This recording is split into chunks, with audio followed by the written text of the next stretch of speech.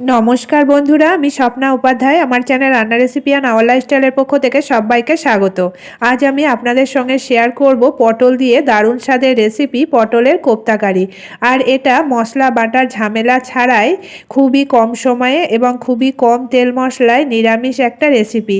নিরামিষ দিনে কিংবা যে কোনো দিনেই এটা খাওয়া যেতে পারে। আর গরম ভাতের সঙ্গে এরকম পটলের কোপ্তাকারি একবার খেলে বারবার খেতেও ইচ্ছা করবে। আসুন তাহলে দেখে নিই এই রেসিপিটা আমি কিভাবে করব। এখানে নিয়ে নিয়েছি 150 গ্রাম ছোলার ডাল। আর ছোলার ডালটাকে প্রথমে ভালো করে জল দিয়ে 3-4 বার ধুয়ে 3 থেকে 4 ঘন্টার জন্য ভিজতে দিয়েছিলাম। এবার শিলপাটায় ছোলার ডালটাকে ভালো করে বেটে নিতে হবে। আর যতটা কম জল দিয়ে এটাকে বাটতে হবে, তাতে করে কোপ্তাগুলো বানাতেও সুবিধা হবে আর খেতেও ভালো লাগবে। এভাবে করে আমি সমস্ত ডালটাকে শিলপাটায় বেটে নেব। আমি এটা শিলপাটায় বেটেই করছি। আপনারা চাইলে এটা মিক্সিতে দিয়েও পেস্ট করে নিতে পারেন, তবে শিলপাটায় বাটলে এর পেস্টটা খেতে কিন্তু খুবই ভালো লাগে। সমস্ত ডালটাকে ভালো করে বেটে নেওয়া হয়ে গেছে। এখানে দুটো পটল অল্প একটু খোসা রেখে ভালো করে ছাড়িয়ে ধুয়ে পরিষ্কার করে নিয়েছি। আর পটলটাকে একটা গ্রেটারের সাহায্যে এভাবে করে গ্রেট করে নিচ্ছি। আর পটলের ভেতরে যে দানাগুলো আছে সেগুলো ফেলে দিতে হবে, তাতে করে কোপ্তাগুলো ভালো হবে। আর পটলের দানাগুলো থাকলে কোপ্তাগুলো বানানোর সময় ফেটে যেতে পারে। এভাবে করেই দুটো পটল ভালো করে গ্রেট করে নিতে হবে।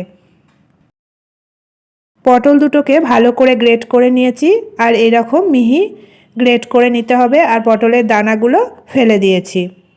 এদিকে একটা কড়াইয়ে জল দিয়ে দিয়েছি, কড়াই হাই হিটে রেখে দিয়েছি।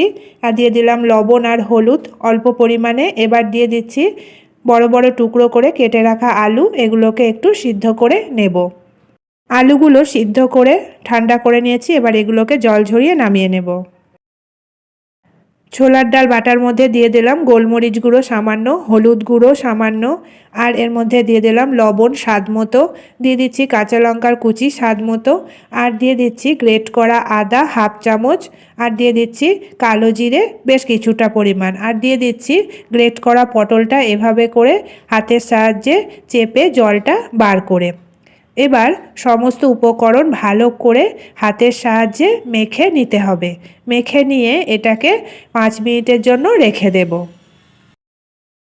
এটাকে ভালো করে হাতের সাহায্যে মেখে নিতে হবে, যাতে করে সব উপকরণগুলো ভালোভাবে সব দিকে মেশে। আর কালো জিরে দিলে কোপ্তাগুলো খেতেও ভালো হয় আর একটা সুন্দর স্মেলও আসে।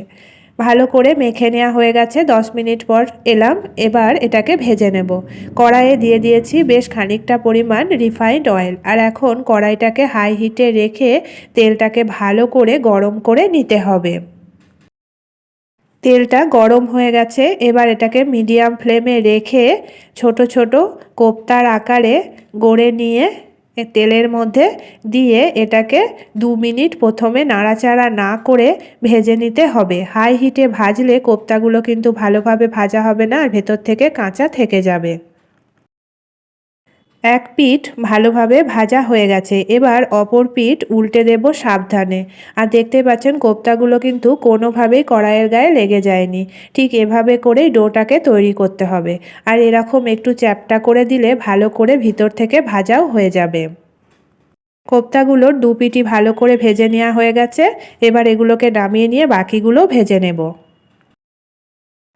কড়াইয়ে তেল আছে, এর মধ্যে দিয়ে দিলাম সিদ্ধ করে রাখা আলুগুলো ভালো করে ভেজে নেব। দিয়ে দিলাম লবণ অল্প পরিমাণে, আর দিয়ে দিলাম হলুদ অল্প পরিমাণে। এগুলোকে এবার ভেজে নিতে হবে।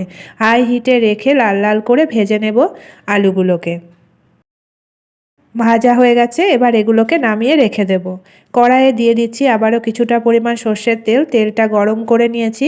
এবার দিয়ে দিলাম গোটা জিরে, আর দিলাম কালো জিরে, দিয়ে দিচ্ছি একটা শুকনো লঙ্কা আর তেজপাতা, আর দিয়ে দিলাম কেটে রাখা টমেটোর দানাগুলো ফেলে দিয়েছি, আর দিয়ে দিলাম লবণ আর হলুদ, দিয়ে দিলাম কাঁচা লঙ্কা কুচি স্বাদ মতো, দিয়ে ভালো করে এটাকে কষিয়ে নেব। টমেটোটা ভালো করে কষিয়ে নিয়েছি, এবার দিয়ে দিলাম কয়েকটা কারি পাতা, তাতে করে তরকারিটা খেতেও সুস্বাদু লাগবে আর একটা সুন্দর স্মেলও আসবে। দিয়ে দিলাম জিরে গুঁড়ো আর ধনে গুঁড়ো অল্প করে, আর দিলাম গ্রেট করা আদা সামান্য, দিয়ে দিলাম স্বাদ মতো চিনি।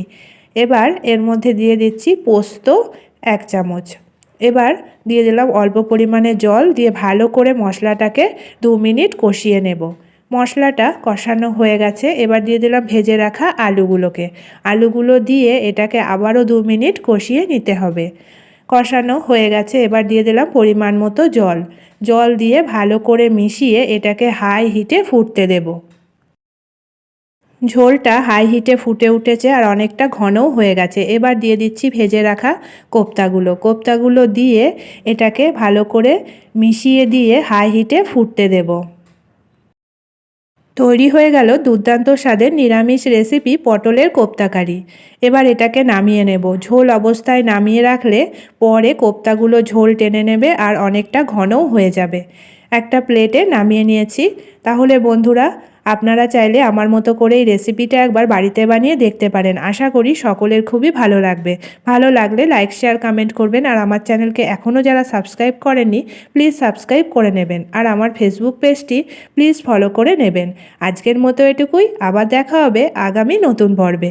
ভালো থাকবেন, সুস্থ থাকবেন, ধন্যবাদ।